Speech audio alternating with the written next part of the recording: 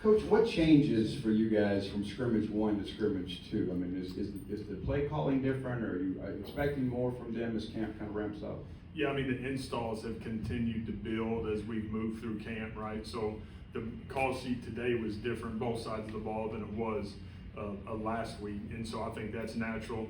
Again, for our guys, we're trying to create some stress for them, make it as hard as we can right now in the moment, so that when we get to game plan, man, they're able to dial into that, and it streamlines it, and it makes it easier. You know, when we started this camp, I asked you about retention. I would imagine at this point it's more about progression. Do you see the progression from week 1 to week 2 that you're wanting to see? Yeah, you do with a bunch of the guys.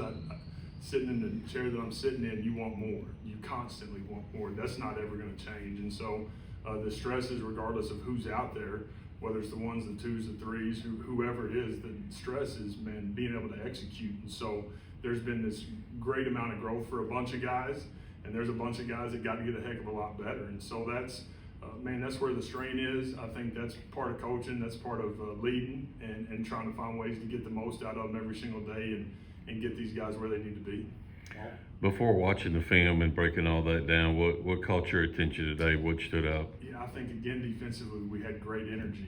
Made some huge plays in some short yardage situations where we were able to get off the field defensively to end a couple of drives early in the scrimmage, and that created real momentum, which, again, I thought was great to see. So I thought the energy, the toughness, the attitude, and the edge, man, we're getting close to where we want to be from that standpoint. We got to continue to play cleaner and play better and create depth, but the mentality and the edge right now, I'm proud of where our guys are defensively.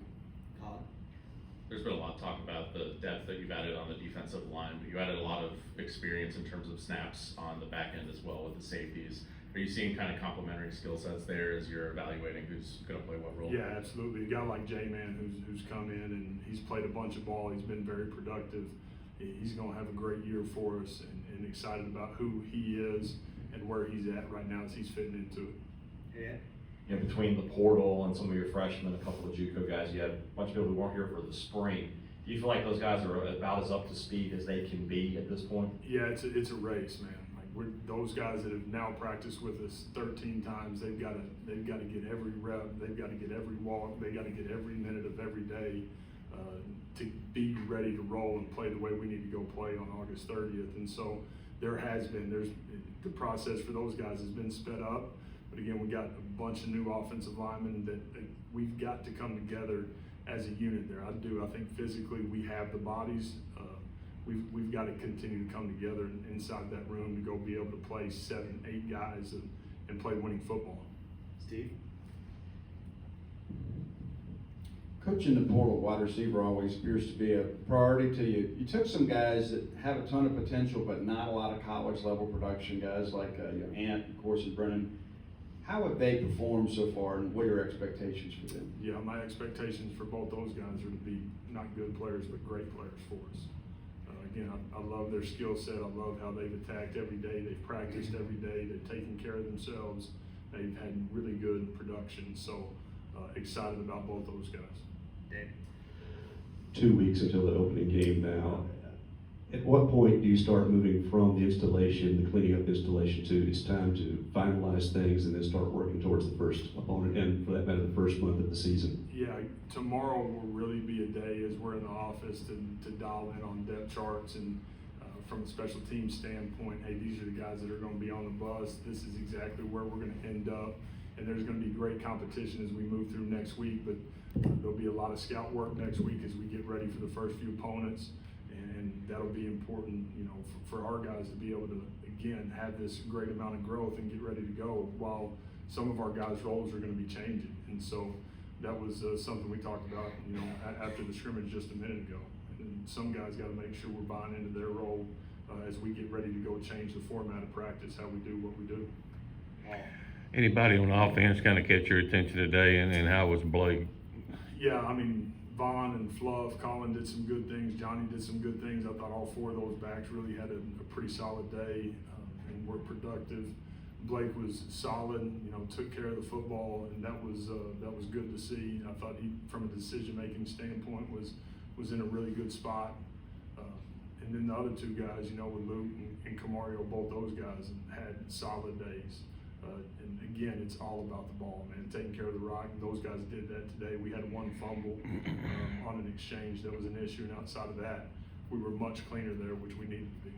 I asked you last week if any guys on both sides of the line had started to separate themselves, and you said let you get through another scrimmage and 2 weeks of camp, and you might name some names. Or are there a couple guys that have kind of separated themselves over there? Yeah, I think on the D-line, when you think about it, whether it's Will Whitsing, new guys, right? Will Whitsing and Jure, Jamil, as those new guys have gotten in, they've done a really nice job for us. You think about Deontay and Bam Bam and Dink and B-Jen and Malik Silla. Malik's the only new one of those guys that I just named, but again, guys that I feel like can go play winning football for us. So, man, at that position, you got to play multiple guys. And I think that's, again, I've said it, that's probably what I'm most excited about, is feeling as if we've got a chance to have maybe 9-10 guys to go play winning football with. And that's where there's been this great amount of growth. And again, we're not anywhere close to where we need to be, but that's going to give us a chance. Steve? Coach, kind of back to the roster composition as you move forward. Every young player comes in here thinking they're going to start and win the Heisman.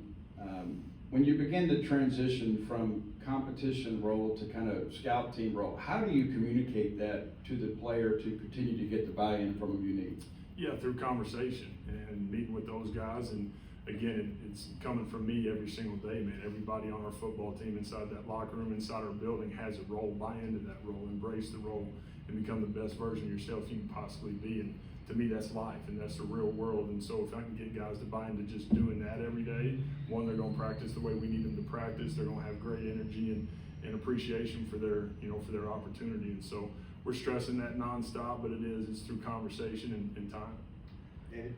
Related to Steve's question, the first thing you said on signing day last December was you improved team depth. You repeated that in spring. Can we fully appreciate how much practice has changed this preseason that you actually have depth to practice with and a viable scout team? Yeah, I mean, again, today we were over 110 snaps, which was really, really good. I'm not certain, but I want to say last year's second scrimmage we were right around 80 to 85, and it was 1,000% because of bodies. And so, again, we're gonna go practice the way we need to practice just to give ourselves, a chance, and that's gonna be big for us. Danny? Jordan and Blake both told us Thursday that how disappointed they were about how the offense looked in that first scrimmage. Did you see from the veterans how they really took ownership of that and wanted to make it better this time? Yeah, I think with our guys offensively, there's incredible accountability, and there's been leadership in that room, and now it's a game of doing. It always will be, and that's going to be forever the thing for us. Game of execution, game of doing. And our guys feel that they understand that, and that's something that they've continued to preach and will continue to preach as we get closer. Anything else? All right.